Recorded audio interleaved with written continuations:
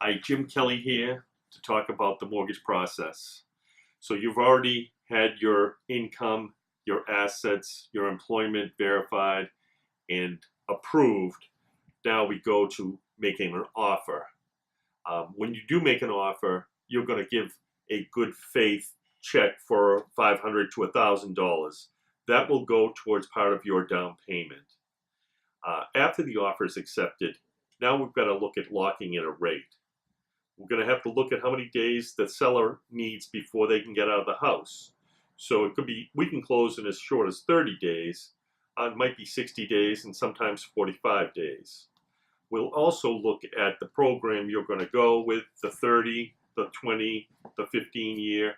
You might be interested in a 7-1 ARM if you're not going to be there for a very long time. But the other thing we're going to look at is the closing cost credit.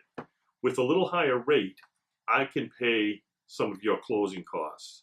So we can look at what the makeup time will be in order to pay those closing costs or not pay the closing costs, and will result in a little higher payment, but will cover the closing costs. Now you're going to look at the date on the offer to when you're going to sign the purchase and sale. Within that time frame, you're going to get a home inspection done and go through it with your home inspector to see if there's anything you want to renegotiate.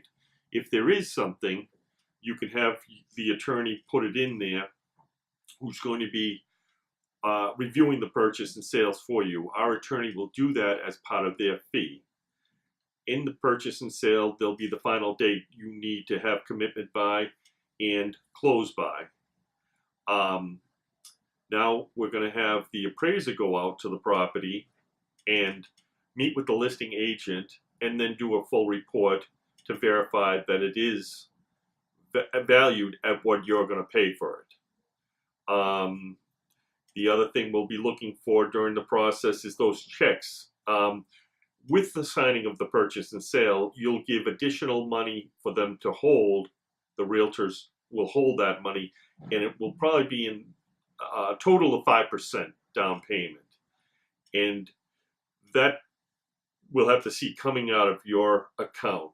Most likely during the process, we'll do a verification of employment and then what you're going to need at closing.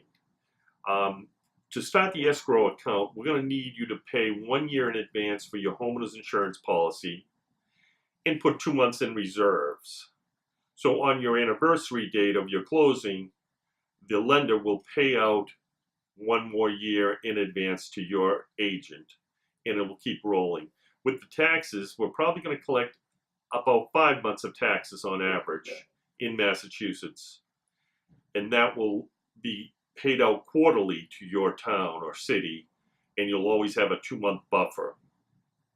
Now it's getting closer to the closing date. The closing document, the CD as it's called, will be issued 3 business days before the closing. That'll have your final numbers on it, and we can review those at that time. We will need that signed 3 days prior to the closing, but we can make adjustments if there's something incorrect on that CD that was issued. The day of the closing, you'll bring the remainder of your down payment in a bank check or wire to the attorney in advance. You bring your license, sign a bunch of papers, and you get the keys. So once again, Jim Kelly, follow me on Facebook or Instagram, Mr. Loan, and look forward to helping you get into that first home. Thank you.